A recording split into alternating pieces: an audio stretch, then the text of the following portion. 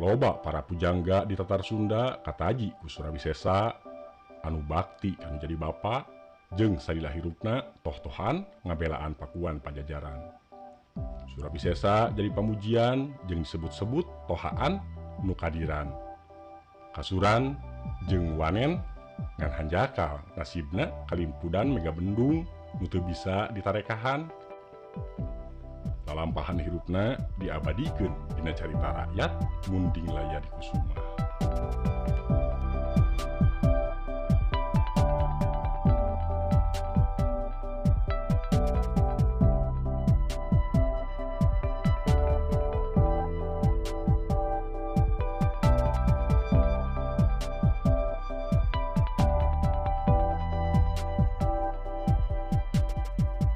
Panuhun kanu parantos subscribe, kanu teu acan mangga diantos subscribe-na, oge tong hilap, like, share, komen, sinareng dihurungkeun tanda loncengna.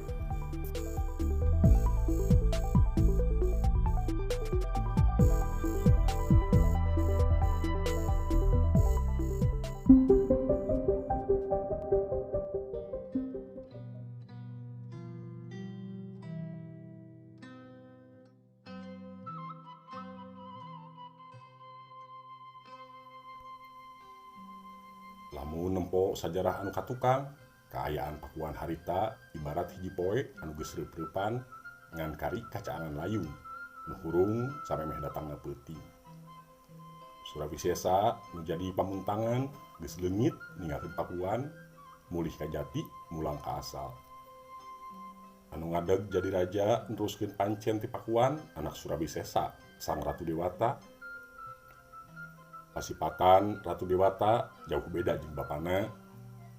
Catatan sajarah eueuh anu nyebutkeun perjuangan jeung kagagahanana salian ti tatapa jeung taat ka agama. Jadi pantes manehna dilandih ku sebutan ngaraja resi dina waktu ka waktu ngan ukur puasa jeung lamun barang dahar oge teu jauh ti bubuahan.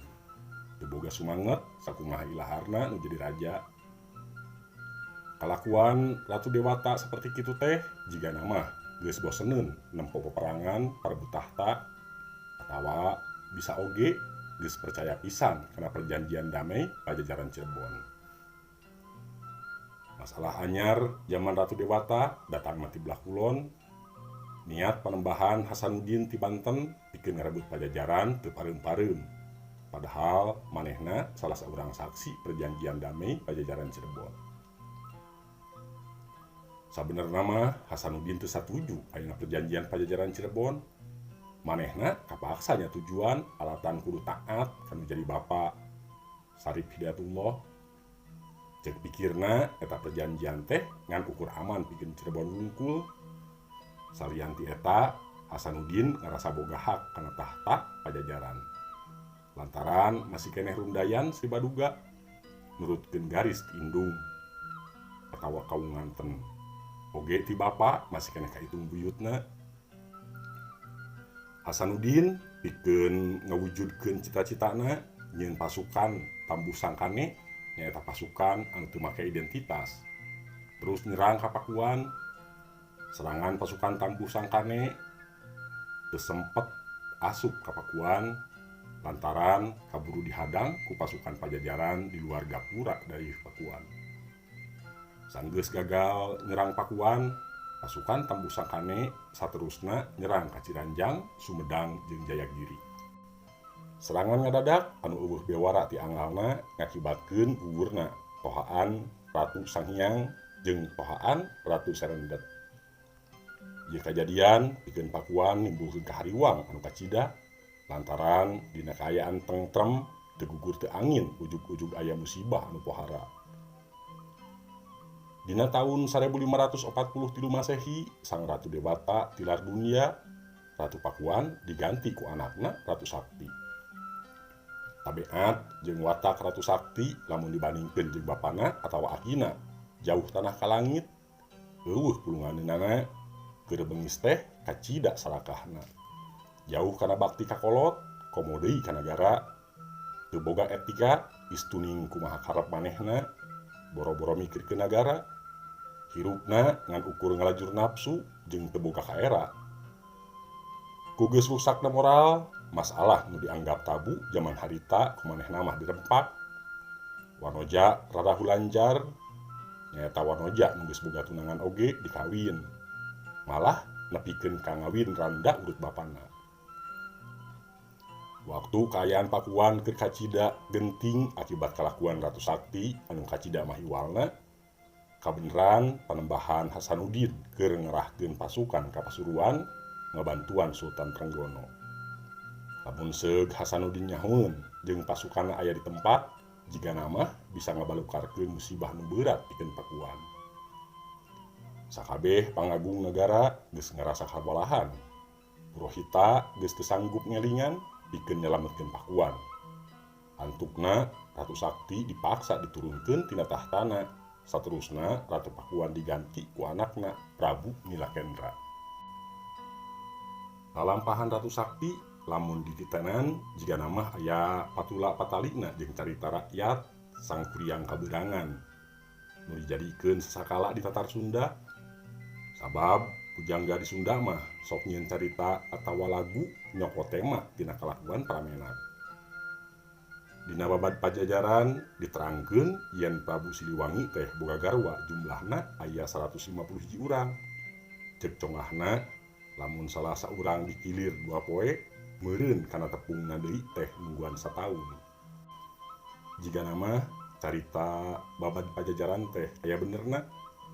Sabab ceuk Tom Pierce bangsa Portugis anu kungsi datang ka Pakuan dina catatanana nyebutkeun yen si Baduga teh boga garwa 1000, meureun bakat kuloba hese ngitungna. Da memang waktu harita mah minangka tanda satia jeung kaakuran teh kumasrahkeun putri, anak sorangan atawa dulur ka pangaulaan. Jeung dina intrik politik dikenalian raja daerah diantarana ku jalan Petung Jodo. Jadi reana pamajikan teh bisa disebutkeun tanda keagungan.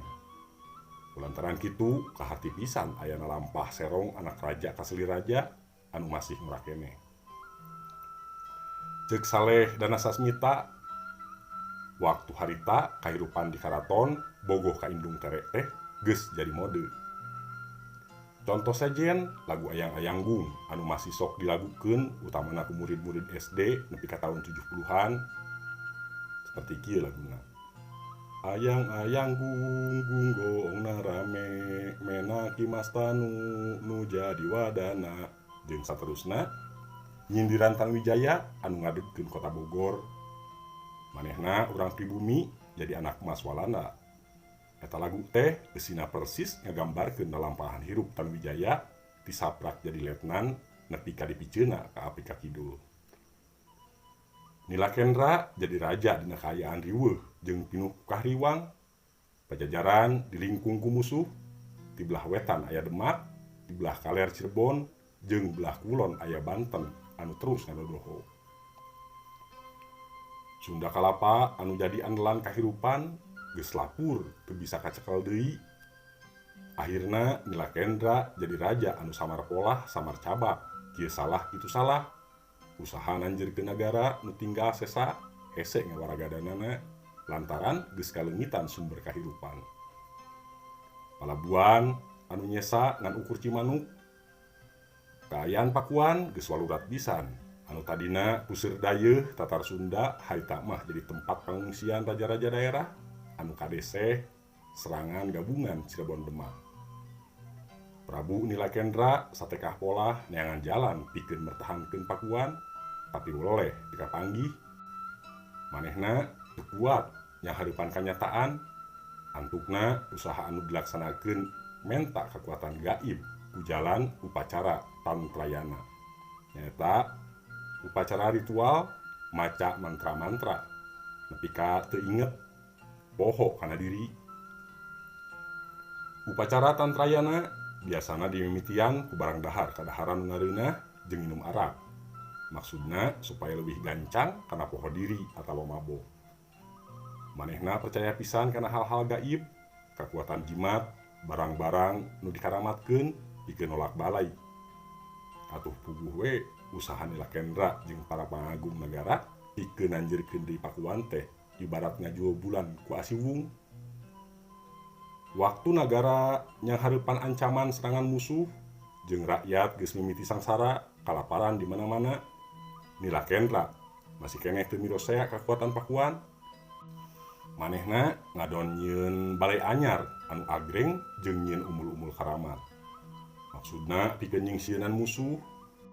Pasukan Tambu Sangkane anu leuwih tohaga tibatan serangan kahiji datang deui ngarurug Pakuan.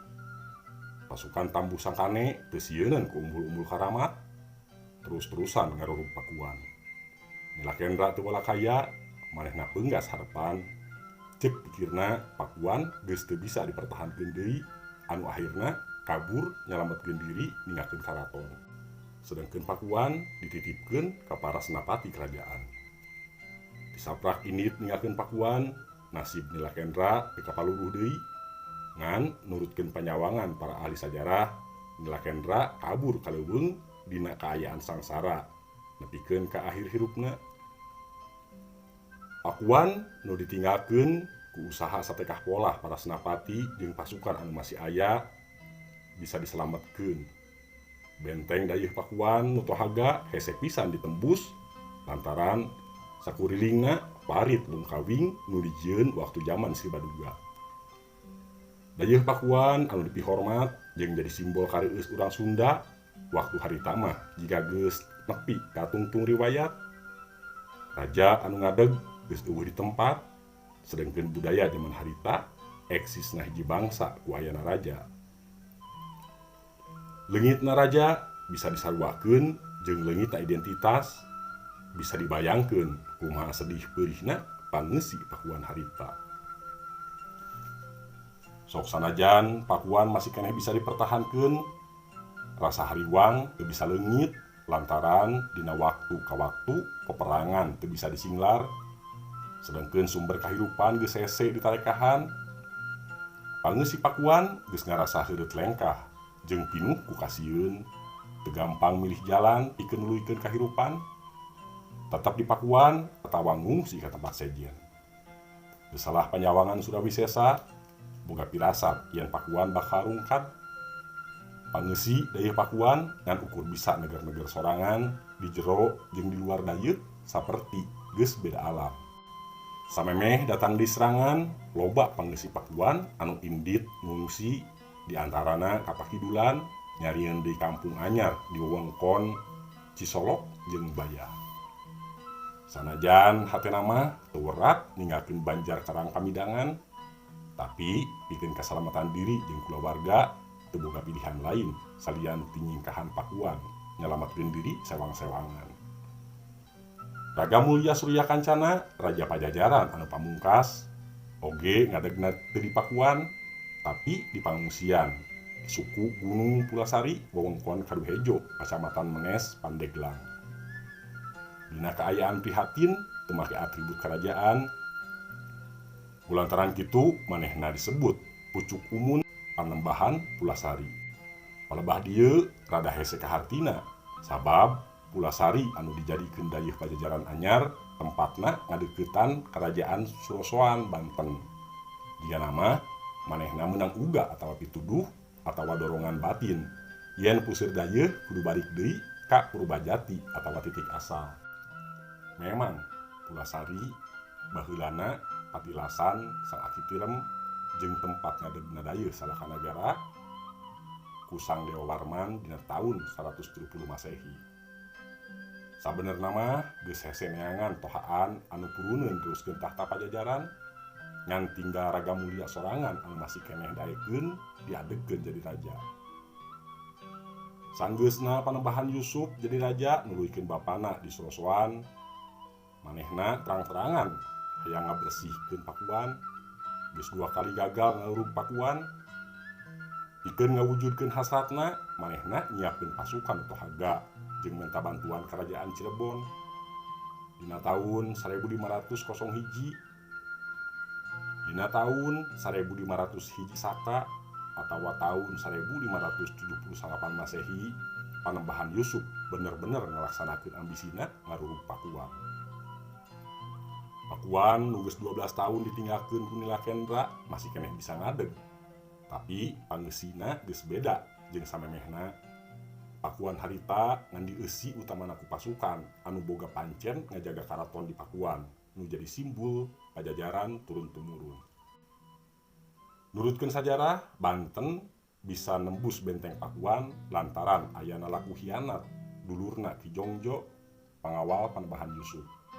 Nu kabeneran boga tugas ngajaga gapura benteng Pakuan.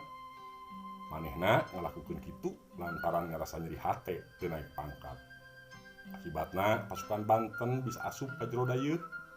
Wallahu alam, ieu katerangan teh bisa bener bisa henteu. Nganu jelas kejadian eta nggambarkeun kumaha kuat jeung tohagana benteng Pakuan. Pasukan anu boga pancen ngajaga Pakuan jadi kalang kabut lantaran musuh nu disanghareupan bener-bener teu saimbang. Atribut kerajaan buru-buru disalametkeun ku Jaya Perkasa jeung pasukana ka Sumedang Larang.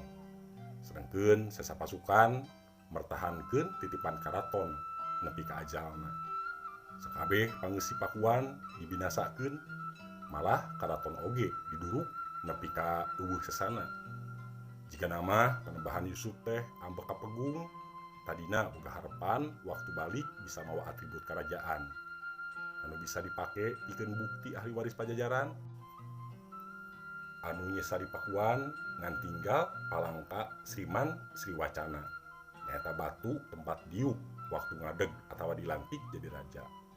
Batu eta teh disebut oge batu gilang, ukuranana 200 kali 160 kali 20 cm. Diboyong ka Surosoan Banten. Saenggeusna rengse numpurkeun Pakuan, pasukan Panembahan Yusuf saterusna ka Pulasari, narajang Raga Mulya Surya Kancana. Sakabeh pangeussi dayeuh anyar Pulasari binasa eueuh nyesa. Nurutkeun Pustaka Nusantara anu katilu jeung Kertabumi nu dicantumkeun dina sajarah Bogor, Pajajaran leungit dina tanggal 11 bagian Caang Bulan Wesaka tahun 1500 hiji Saka, kira-kira tanggal 8 Mei 1578. Manghanjakalkeun Pakuan nu boga sajarah panjang ditumpur ledeskeun ku Panembahan Yusuf. Padahal di Tatar Sunda mah Pakuan teh dayeuh nu boga umur pangpanjangna. Lamun dihitung-hitung ti mimiti diadegkeun ku Tarus Bawa dina abad ka-7 nepikeun akhir riwayatna kurang leuwih di 8 abad. Komo lamun inget karena katerangan catatan Tompis waktu datang ngadeuheus ka Sri Baduga di Pakuan nyebutkeun yen bangunan utama karaton teh make tihang kai nu jumlahna aya 330. Gedena sagede gentong anggur, jangkungna kira-kira 5 patong atawa 8 meter. Jigana anu disebut bangunan utama teh 5 karaton ngajajar teh nu dibere ngaran Sri Bima, Punta, Narayana, Madura jeung Suradipati. Lamun nilik Panembahan Yusuf nu keukeuh hayang jadi ahli waris langsung Pajajaran.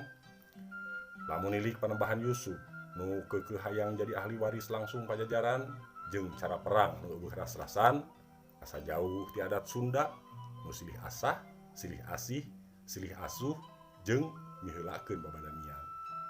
Komo deui lamun ditempo tina ajaran Islam mah anu ngutamakeun silaturahmi eueuh pisan merenahna. Padahal anu diperangan teh lain batur, tapi masih keneh dulur sorangan. Sumedang Larang ahli waris Pajajaran. Pikeun nyalametkeun atribut kerajaan, opat Kandagalan teh panglima atawa senapati jeung pasukana meuntas ka kerajaan Sumedang Larang.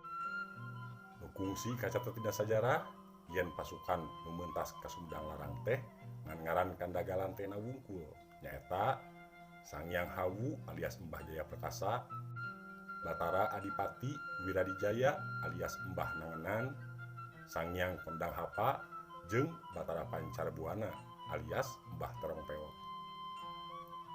Eta Kandagalan teh kabehanana dilanceuk. Kandagalan teh anu meuntas ka Sumedang Larang lain ngan saukur hijrah, tapi boga maksud pikeun ngadegkeun deui karajaan ngaganti Pakuan. Dipilihna kerajaan Islam Sumedang Larang keur neruskeun Pajajaran geus suntag lantaran Rajana Prabu Gesan Ulun masih rundayan Sri Baruga kene. Kujaminan opat kandagalante jeung ngalantikna make atribut kerajaan Pajajaran geus ulun disatujuan ku 44 raja daerah jadi Narendra. Neruskeun atawa jadi ahli waris Pajajaran anu wewengkonna sakabeh urut Pajajaran minus Banten jeung Cirebon. Runtagna Pakuan nu jadi deuyeuh Pajajaran pikeun urang Sunda mah mangrupakeun musibah anu kacida gedena. Pajajaran bener-bener leungit teu ninggalkeun nanaon salian tingarana nu geus seungit sumbar kasakuliah tatar Sunda. Nagri Sunda Pajajaran teu bisa ngadeg deui saterusna ngan ukur bisa hirup dina hate jeung dina lamunan ngumpul. Masyarakat Sunda zaman harita umumna teu narima leungitan Pajajaran, nepikeun para pujangga oge dinu karyana loba nu ngumandangkeun asa geus deukeut ka Pajajaran ceuk Galindeng Cianjuran, tapi jauh kene ka Pakuan ceuk Galindeng Paningeungan. Kulantaran keukeuh teu narima ngarandapan kaleungitan nagri, akhirna ngubaran sorangan majarkeun teh cenah Pajajaran mah lain leungit tapi ngahiang atawa tilem engke oge dina hiji waktu bakal ngadeg deui. Kitu ceuk carita kolot-kolot anu geus patali batin jeung Pajajaran. Nineungna ka Pajajaran nepikeun ka taun 80-an mah masih keneh sok dilagukeun. Sairna kieu Pangrango nu ngadadago Gunung Gede nu mapende ngajak mulang ka Pajajaran. Kitu Galindeng mate mani nyecep kana hate ngahudang lamunan zaman baheula Pakuan nu geus tumpur Pajajaran nungan karingaran. Pamirsa, mung sakitu anu kapihatur runtagna Pajajaran bagian kadua tamat. Kirang langkungna sim kuring nyuhunkeun dihapunten. Billahi taufiq wa hidayah. Wassalamualaikum warahmatullahi wabarakatuh.